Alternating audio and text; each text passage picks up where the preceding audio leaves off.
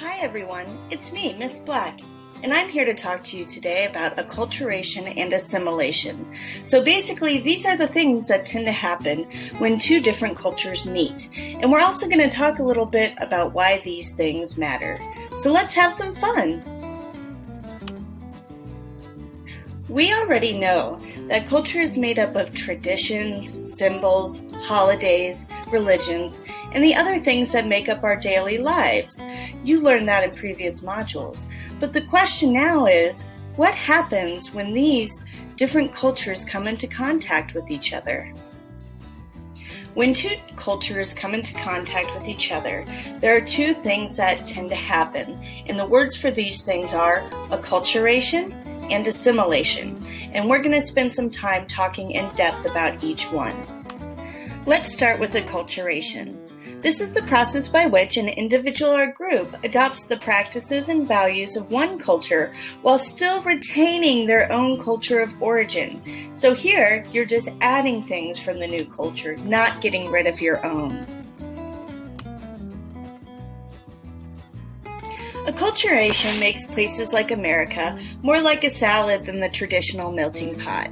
This is because with acculturation, you still get to keep the characteristics of your original culture. You're just adding them together. So even though you're part of the salad, you're still a tomato. Assimilation is a whole lot different than acculturation, because when somebody assimilates, then you are taking on the culture of another group. So full assimilation is what occurs when members of a society become indistinguishable from members of the other group.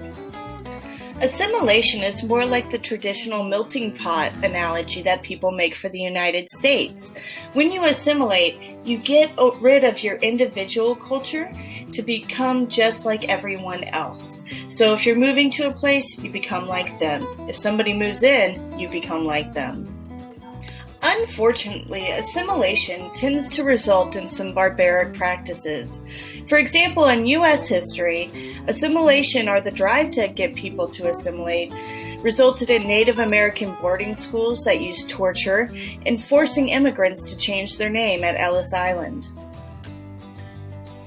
This is why it's important to think about these concepts. Your feelings about assimilation and acculturation and how different cultures should come together are going to influence the policies that you support, especially when it comes to immigration. So these are important things for you to think about.